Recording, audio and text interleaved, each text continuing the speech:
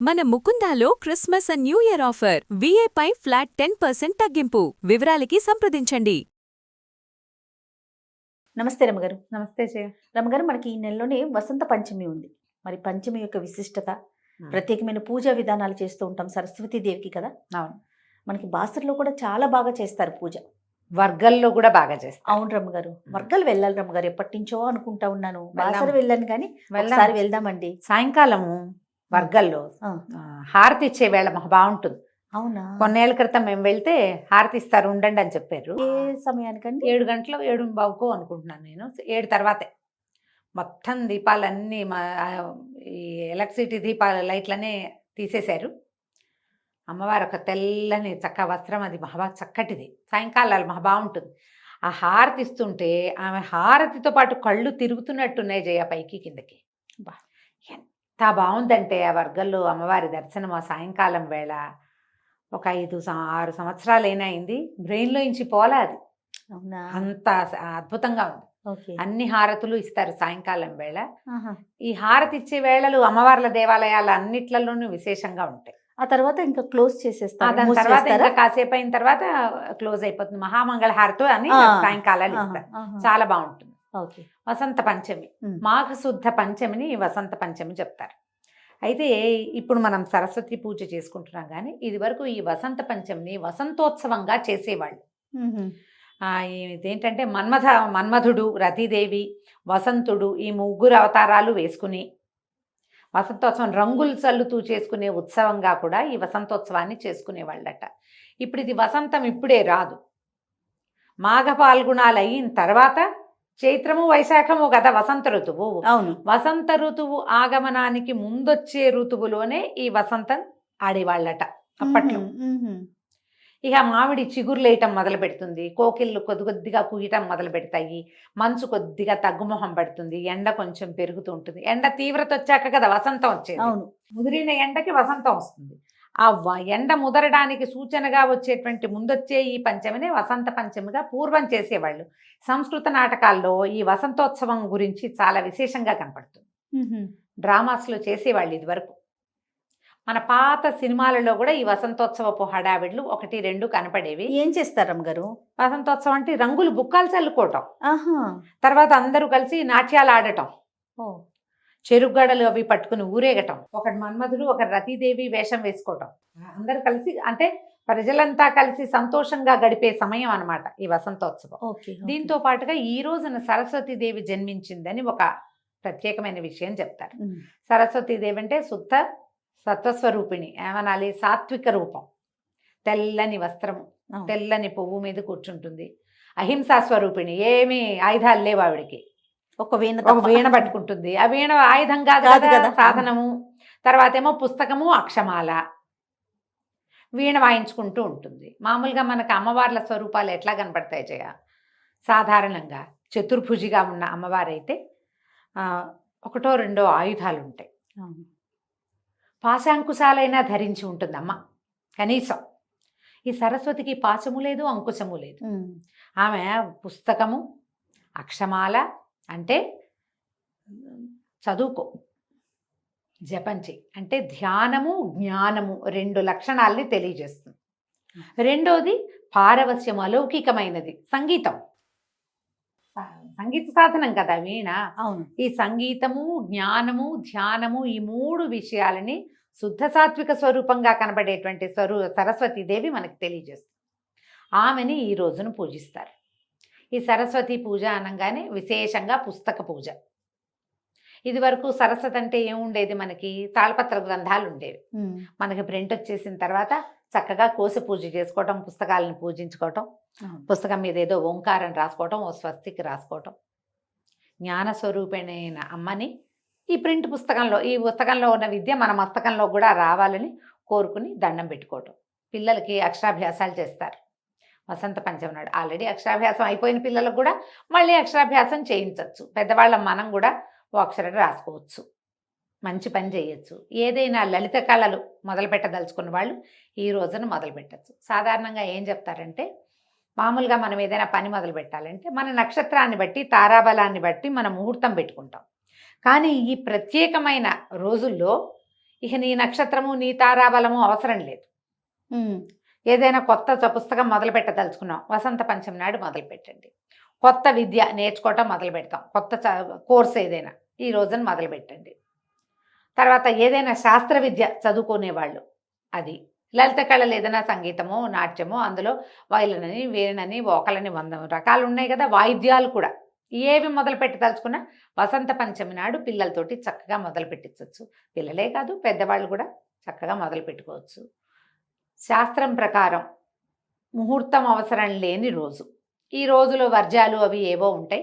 మనం ఇంట్లో చేసేటట్టయితే వారం వర్జ్యం చూసుకుని ఏ సమయం బాగుంది, శుభాశుభ సమయాలు మాత్రం చూసుకుని మొదలు పెట్టచ్చు.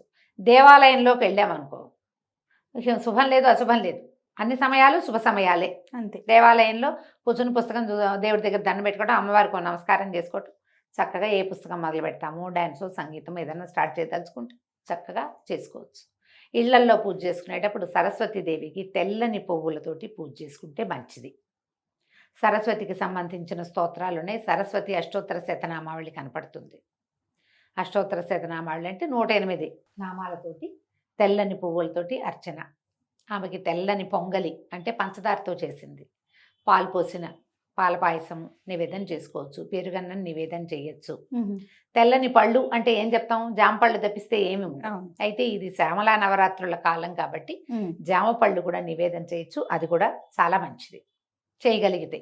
ఎందుకంటే శ్యామలా నవరాత్రులు అవ్వటం వల్ల శ్యామల జ్ఞానస్వరూపిణి, ఆవిడ సంగీత శ్యామలగా చెప్తారు, సంగీతం వచ్చే సమయము. దాంతోపాటుగా మనకు అదనంగా ఈ వసంత పంచమి కూడా కలిసి వచ్చింది కాబట్టి సరస్వతి స్వరూపిణి అయిన అమ్మని కూడా జ్ఞానస్వరూపిణిగా ఆరాధిస్తే జ్ఞానం పెరుగుతుంది, తెలివితేటలు పెరుగుతాయి, చదువుకునే అవకాశాలు కొత్తవి వస్తాయి, చదివిన చదువుకి ఒక సార్థకత లభిస్తుంది. ఈ అవకాశాలన్నిటి కోసం అత్యుత్తమమైన రోజుల్లో ఇంకా అత్యుత్తమమైనదిగా చెప్పబడేటువంటి వసంత పంచమి నాడు సరస్వతి ఆరాధన విశేషంగా చేయదగింది. మా ఇంట్లో లేదు, ఇప్పుడు ఇదివరకు ఎప్పుడూ చేయలేదు, ఏమీ తప్పులేదు. మీ ఇంట్లో లేకపోయినా పర్వాలా, మీరు ఇంతకుముందు చేసుకోకపోయినా పర్వాలేదు, ఇప్పుడు లక్షణంగా చేసుకోవచ్చు. పెద్ద హడావిడేం లేదు. అమ్మవారికి కొంచెం గంధం సమర్పించడం, 2 పువ్వులు సమర్పించడం, తర్వాత ఒక పండు, ఏదైనా నివేదన, ధూపము, దీపారాధన ఎలాగూ చేస్తారు, హారతి ఇవ్వండి, పెద్దవాళ్ళకి నమస్కారం చేసుకోండి, ఇది చాలు. ఇంత మాత్రం. మీకు కుదిరితే దగ్గరలో ఎక్కడైనా సరస్వతి అమ్మవారి ఆరాధన జరిగే దేవాలయాలు ఉంటే అక్కడికి వెళ్ళండి. మన శృంగేరి శారదా పీఠాలు ఉంటే మంచిది. ఇప్పుడు శంకర మఠాలు కనిపిస్తాయి, శంకర మఠంలో అన్ని చోట్ల శారదాంబికే పూజింపబడుతుంది. బోల్డ్ ఉన్నాయి, మనకు దగ్గర అయితే మోతీనగర్లో ఉంది శంకర మఠం, ఎలాగుంది నల్లకుంటలో, ఇంకా ఉన్నాయి 2-3 హైదరాబాద్లో. మీ ఊళ్ళల్లో శంకర మఠాలు ఉంటే శారదాంబని ఆరాధన జరుగుతుంది విశేషంగా. ఆమెకు వెళ్ళి నమస్కారం చేసుకుంటే సరిపోతుంది. ఇంట్లో సరస్వతీదేవి కాలు మీద కాలేసుకుని వీణ పుచ్చుకున్న ఫోటో ఉంటుంది, చక్కగా ఆ ఫోటో ఒకటి ఇప్పటిదాకా లేకపోతే కొని తెచ్చి పెట్టుకోండి ఇంట్లో. ఇట్లా సాత్విక స్వరూపిణిగా ఉన్న అమ్మని చూసి దండం పెడుతుంటే మన విద్య సాత్వికంగా ముందుకెళ్తుంది. నాకు వచ్చేసిందన్న గొప్ప రాదు. ప్రధానమైనది ఏంటంటే మనకి చదువు జ్ఞానము వీటి వల్ల వినయం రావాలి. అవును, సాధారణంగా వినయం రాదమ్మా. పూర్వం చెప్పేవాళ్ళు విద్యా దదాతి వినయం వినయాద్యాతి పాత్రత, పాత్రత్వాత్ ధనం ఆప్నోతి ధనాధర్మం తతసుఖం అని. సుఖం సంగతి పక్కకు పెడితే ముందు విద్యా విదదాతి వినయం అన్నారా. విద్య వల్ల వినయం వచ్చేది ఎక్కడ కనపడుతుంది, ఫస్ట్ మార్కు రాగానే మనవాడు ఎక్కుతాడు ఈ పైకి ఎక్కడికో, అక్కడి నుంచి దిగరు.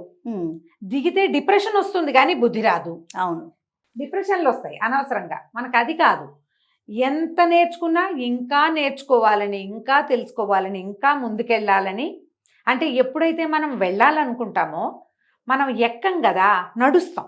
అవును, ముందుకెళ్ళాలంటే ఏమిటి, మెట్టెక్కి పైన కూర్చుంటే అక్కడే కదా కూర్చుంటాం. మనం కూర్చునటం కాదు, మన పాయింట్ ఏమిటి, ముందుకి నడవాలి.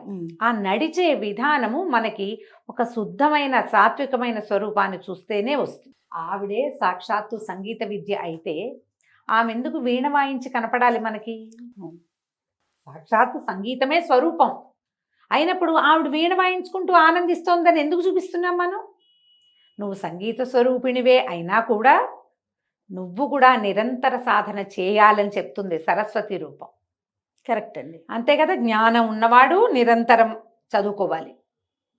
ఏదైనా ఒక విషయం తెలిసినవాడు, ఒక విద్య వచ్చినవాడు నిరంతరము ఆ విద్యలో రమిస్తూ ఉంటేనే ఇలా సాత్వికమైన స్వరూపంగా ముందుకెళ్ళగలుగుతారు. ఆ ముందుకెళ్లే విధానాన్ని సరస్వతి స్వరూపమే ప్రోత్సహిస్తుంది. కాబట్టి చక్కగా ఒక చిన్న సరస్వతి ఫోటో ఒకటి పెట్టుకోండి ఇంట్లో. ఇప్పటిదాకా తేపోతే ఇప్పుడు తీసుకురండి. తప్పకుండా. రోజు కనపడేలాగా పెట్టుకోండి. పిల్లలకి దండం పెట్టడం అలవాటు చేయండి. సరస్వతి నమస్తుభ్యం ఉందండి మనకి. చిన్న శ్లోకం, వరదే కామరూపిణి విద్యారంభం కరిష్యామి సిద్ధిర్భవతు మే సదా. అంతే. ఇంకా ఎన్నో ఉన్నాయి సరస్వతి శ్లోకాలు. మీకు కుదిరింది పిల్లలకి చక్కగా నేర్పించండి. అది రోజు ఒకసారి చెప్పేలా చేయండి. అవకాశం ఉంటే అది చేయొచ్చు, లేదా ఈ ఒకరోజు చెప్పించండి నోటికి. సింపుల్గా తేలికగా పూజ చేసుకోండి. పిల్లల్ని కాసేపు కూర్చోబెట్టి చదివించండి. పిల్లల పుస్తకాల మీద ఓంకారం రాయండి. వాళ్ళకి తెలుగు వస్తే లక్షణంగా వాళ్ళతోటి రాయించండి. చక్కగా ఓ పెన్సిల్తో గీసి దీని మీద ఈ పసుపుతోటో ఈ గంధంతోటో నువ్వే రాయి, అప్పుడు నీకు బాగా చదువు వస్తుంది, బుద్ధి వస్తుంది అని పిల్లలకి మంచి మాట చెప్పండి. మీ పుస్తకం ఉంటే మీరు కూడా డైరీలో రాసుకోండి. కొంతమందికి జర్నలింగ్ అలవాటు ఉంటుంది, రోజు రాసుకుంటారు కదా. చక్కగా డైరీలో రాసుకోండి. దానివల్ల ఏమవుతుంది, ఒక పాజిటివ్ ఆరా పెరుగుతుంది. మీకు జీవితం ఎప్పుడు చచ్చేదాకా నేర్చుకోవాలి అంటారు. అవునండి. ఈ నేర్చుకునే విద్య ఎక్కడిది? ఈవిడి వల్లే వస్తుంది, లేకపోతే రాదు కదా. కాబట్టి సరస్వతిని పూజించండి.